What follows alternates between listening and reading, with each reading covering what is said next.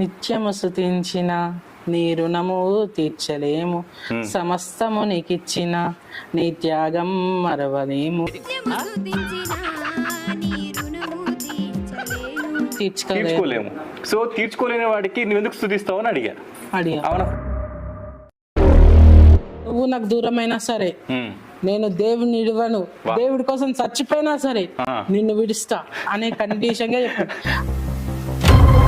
అయితే ఇప్పుడు ఇతన్ని హిందూ ధర్మంలో సాధారణంగా ఈరోజు శివమాల వేసుకున్నారు కాబట్టి పూర్తిగా కరుడుగట్టిన హిందుత్వవాదిగా తయారయ్యారు కాబట్టి తిరిగి హిందుత్వంలోకి తీసుకొచ్చాము. దానికి మన ఎక్స్క్రిషన్ ప్రవీణ్ కూడా వచ్చారు.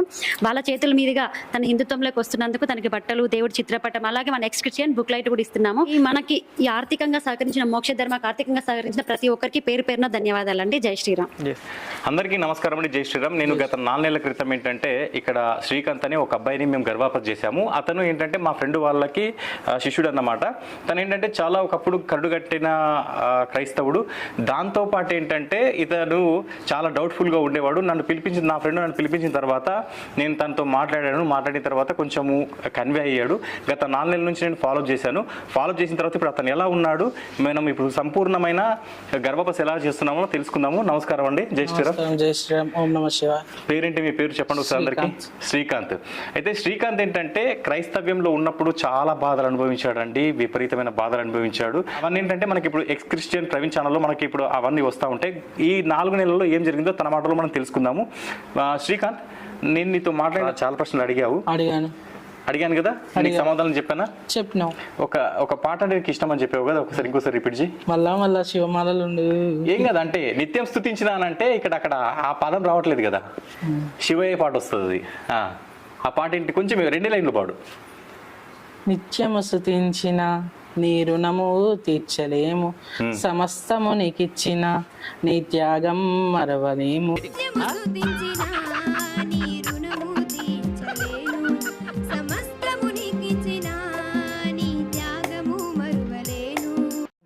ఆత్మీయ దేవుడా, ఆది అంతం ఉన్నవాడా, ఒక్క నిమిషం. ఆది అంతం ఉన్నవాడా? అసలు మన శివుడు ఎవరంటే ఆద్యాంత రహితుడు. కానీ అక్కడ ఆ పాటలో ఏముందంటే ఆది అంత్యం ఉన్నవాడా, అంటే ఆది ఉంది అంతం ఉంది ఆయనకి. కానీ మన శివయ్యకి ఏంటంటే ఆది అంతం లేనివాడు మనవాడు. అయితే నీకు ఆ రోజు ఒక మాట అన్నాను, ఎన్ని స్తుతులు స్తుతించినా కానీ నీ రుణం తీర్చుకోలేము, నిత్యం స్తుతించినా నీ రుణము తీర్చుకోలేము. సో తీర్చుకోలేని వాడికి నువ్వు ఎందుకు స్తుతిస్తావు అని అడిగా. అవునా? డింగు మన జ్ఞానబలు వెలిగింది. అవునా? వెలిగింది కదా. మరి రుణమే తీర్చుకోలేని వాడికి స్తుతించి నువ్వు ఎందుకు ఇంతలో నీ ఎనర్జీని వేస్ట్ చేసుకుంటున్నావు అని చెప్పాను. తర్వాత మీ ఇంట్లో జరిగిన సంఘటన ఏంటి? అసలు మీ అమ్మ ఏమంది ఒకవేళ నేను హైందవంలోకి మారుతానంటే ఏం చెప్పిన తర్వాత? నేను ఇట్లా బొట్టు పెట్టుకోవడం కానీ, జ్ఞానం చేయడం కానీ, ఇట్లా పూజ చేసుకోవడం కానీ చేశాను.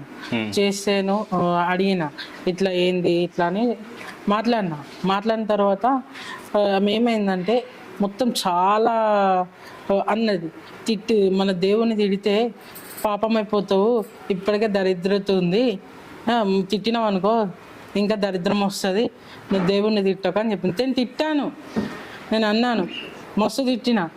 ఏంది గిట్లా అని ఫస్ట్ మంచిగా మాట్లాడినా, తర్వాత కొద్దిగా మంచిగా మాట్లాడుతూ ఆ లొల్లనే పెరుగుతూ పోయింది. అయితే సరే, గొడవ జరిగినప్పుడు ఎవరికి ఫోన్ చేసినావు? మళ్ళీ నీకే. నాకు ఫోన్ చేసినావు కదా. సరే, గొడవ జరుగుతున్నప్పుడు మరి నేనేమని చెప్పా, అమ్మకి ఏమని చెప్పమని చెప్పంటే అమ్మకు రివర్స్ అవ్వమని చెప్పానా? అవ్వమని చెప్పలేదు. ఏమని చెప్పాను మరి? అమ్మతో మంచిగా మాట్లాడు, రిలాక్స్గా మాట్లాడని చెప్పిన. ఏమనకు నీ దేవుణ్ణి నువ్వు పూజించుకో, ఆమె దేవుణ్ణి ఏమనకు అని చెప్పినావు. మెల్లమెల్లగా చూద్దామని చెప్పాను. ఓకే. అదే విధంగా ఏంటంటే నేను మొదటిసారి ఇతను కలిసినప్పుడు మన ఎక్స్ క్రిస్టియన్ ప్రవీణ్ గారి అనగనగా ఒక మల్లేష్ కథ అనే సినిమా చూడమని చెప్పాను, సజెస్ట్ చేశాను, పంపించాను కూడా. చూసావా? సినిమా చూసావా? సినిమా చూసాను. బాగుందా? ఫుల్ చాలా బాగుంది శివ.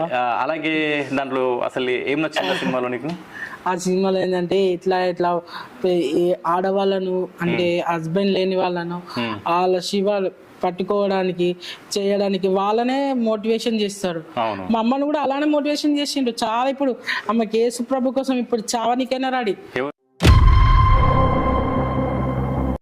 మా మమ్మీ చాలా మీ అమ్మాయి కాదు అంటే మీ అమ్మ వారే కాదు, చాలా మంది అదే విధంగా అడుగుతున్నారు. ఇంకోటి ఏంటంటే మా భక్తివన్ ఛానల్ కూడా మీకు పంపించాం కదా, చూసా ఆల్రెడీ లొల్లి పెట్టుకుంటున్నాను కదా. ఏమన్నది కన్నాకట్టుగా, నువ్వు నాకు దూరమైనా సరే నేను దేవుని ఇవ్వను, దేవుడి కోసం చచ్చిపోయినా సరే నిన్ను విడుస్తా అనే కండిషన్ గా చెప్పాను. ఆ కండిషన్ గా చెప్తే నన్ను చాలా లొల్లి పెట్టుకున్నా. నాకు అసలే ఏంది దేవుడి కోసం, నా శివుడైనా దేవుడే, నా శివుడు దేవుడే, దేవుని కోసం ఎందుకు లొల్లి పెట్టుకోవడము? ఇప్పుడు దేవుడు వచ్చి తీసుకొస్తాడా? నువ్వు పని చేస్తే పైసలు వస్తాయి, దేవుడు వచ్చి ఎవరు తీసుకురాడు. నువ్వు పని చేసుకుంటే పైసలు వస్తాయి. ఇదే క్వశ్చన్ అడుగున్నా. నేను నా శివుణ్ణి నేను ఇంటికాడ ఉంటా, నువ్వు ఇంటికాడ ఉండు, వాళ్ళు తీసుకొస్తారో చూద్దాం అని అన్నా. చాలా గొడవ పెట్టుకుని ఒకసారి నాకు విరక్తి అనిపించి కూడా వెళ్ళిపోయినాను. నాకు అంత బాధ అనిపించింది. అంత అన్నది ఎంత అంటే వాళ్ళని చాలా మోటివేషన్ చేసి, నేను ఇప్పుడున్నా కదా, నేను కూడా మా సార్ చెప్పాడు, మా సార్ చెప్తే కూడా నేను కొన్ని క్వశ్చన్లు ఆయనకే ఉల్టా మాట్లాడినా. అతను హల్లెలూయా అని అంటే అల్ల కూడా నేను ఏమనుకున్నా సరే, మా సార్ అల్ల కూడా శుతిస్తున్నాను అనుకున్నా. అట్లా అనుకుని సరే, ఎప్పుడైతే 4 నెలల్లో మళ్ళీ నీకు నిన్న ఫోన్ చేసిన తర్వాత ఇవాళ నాకు శివమాల వేసుకుంటున్నా అని చెప్పావు, చాలా సంతోషం. ఇప్పుడు మనకు పరిపూర్ణంగా హైందవంలోకి తిరిగి వచ్చాడు. దీని వెనకాల వాళ్ళ గురువు గారైన శ్రీకాంత్ గారి యొక్క మళ్ళీ దాంట్లో కృషి చాలా ఉంది. వాళ్ళు కూడా మీకు ఇప్పుడు కనిపిస్తారన్నమాట. సో నెక్స్ట్ ఏంటంటే ఎక్స్ క్రిస్టియన్ ప్రవీణ్ ఛానల్లో ఇతని గతం ఏంటి, ఇతని గతంలో ఎలా ఉండేవారు, అసలు చర్చికి ఏ విధంగా వెళ్ళేవాడు, దాంట్లో లాభపడ్డా నష్టపడ్డా అనేది మన ఎక్స్ క్రిస్టియన్ ప్రవీణ్ గారు ఇప్పుడు అడుగుతారండి. ఇప్పుడు తర్వాత ఏంటంటే మనము ఈయనకి గర్భాపసి కార్యక్రమంలో మనం కొంచెం దుస్తులు తీసుకొచ్చాము, అవి కూడా మనము బహుకరించడం జరుగుతుంది. జై శ్రీరామ్. జై శ్రీరామ్. ఓకే, అందరికీ జై శ్రీరామ్ అండి. శ్రీకాంత్ ఆల్రెడీ 4 నెలల క్రితం తిన్న వీడియో మన యూట్యూబ్ ఛానల్లో ఉంది, మోక్ష ధర్మంలో చూడొచ్చు. తను ఏంటి ఎలా హిందూ ధర్మంలోకి వచ్చాడు అనేసి. అయితే ఇప్పుడు ఇతన్ని హిందూ ధర్మంలో సాధారణంగా ఈరోజు శివమాల వేసుకున్నారు కాబట్టి పూర్తిగా కరుడుగట్టిన హిందుత్వవాదిగా తయారయ్యారు కాబట్టి తిరిగి హిందుత్వంలోకి తీసుకొచ్చాము. దానికి మన ఎక్స్ క్రిస్టియన్ ప్రవీణ్ కూడా వచ్చారు. వాళ్ళ చేతుల మీదుగా తన హిందుత్వంలోకి వస్తున్నందుకు తనకి బట్టలు, దేవుడి చిత్రపటం, అలాగే మన ఎక్స్ క్రిస్టియన్ బుక్ లైట్ కూడా ఇస్తున్నాము. ఆ బుక్ లైట్ ఎందుకు ఇస్తున్నాం, అది చదివి శ్రీకాంత్ లాంటి యువత ముందుకు రావాలి, మారాలి. 10 బుక్ లైట్స్ ఇచ్చావా ప్రవీణ్? 10 మందిని తీసుకురావాలి. శ్రీకాంత్ నువ్వు ఒక్కడు వచ్చినట్టు కాదు, 10 మందిని హిందుత్వంలోకి తీసుకురావాలి. అర్థమవుతుందా? ఇలాంటి యువత 10 మంది కాదు, ఇంకా చాలా మంది వస్తారు. ఎంతమంది వస్తారు? ఇంకా చాలా మంది వస్తారు. అందరినీ నువ్వు తీసుకొని రావాలి, మళ్ళీ ప్రవీణ్ రావాలి ఇక్కడికి, సరేనా? ఆ 10 మందిని నువ్వు తీసుకొచ్చిన తర్వాత ప్రవీణ్ ఇక్కడికి వస్తాడు, సరేనా? అయితే ఇలాంటి యువత ముందుకు రావాలండి. అందులో ఎంత దరిద్రం ఉందో తెలుసుకొని ప్రతి ఒక్క యువత ముందుకు రావాలి. కావాలంటే మన ఎక్స్ క్రిస్టియన్ యూట్యూబ్ ఛానల్లో ఉన్నది, అలాగే మన మోక్ష ధర్మ యూట్యూబ్ ఛానల్లో కూడా ఉన్నాయి. ఎలా వాళ్ళు మతం మారుస్తున్నారు, ఎలా తిరిగి వస్తున్నారు మేము చెప్పడం వల్ల అని కాదండి. వాళ్ళకి పూర్వజన్మ సుకృతం ఉంటేనే తిరిగి హిందూ ధర్మంలోకి వస్తారు. దానికి తోడు మేము కొన్ని విషయాలు చెప్పడం ద్వారా కూడా అంటే సాధారణంగా హిందూ ధర్మంలోకి ఆహ్వానిస్తున్నాము. దేవుడి ఇప్పటివరకు నువ్వు పూజ చేయలేవు కదా, ఈరోజు శివమాల వేసుకున్నావు కదా, ఈ రోజు నుంచి నీ పూజ మొదలుపెట్టు, సరేనా? సరే, అందరూ ఇది మన ఎక్స్ క్రిస్టియన్ ప్లస్ మోక్ష ధర్మ కలిపి చేసిన గర్భాపసి అండి. ఓకే, జై శ్రీరామ్. జై శ్రీరామ్. అయితే మనకి ఈ ఆర్థికంగా సహకరించిన మోక్ష ధర్మకు ఆర్థికంగా సహకరించిన ప్రతి ఒక్కరికి పేరు పేరున ధన్యవాదాలండి. జై శ్రీరామ్.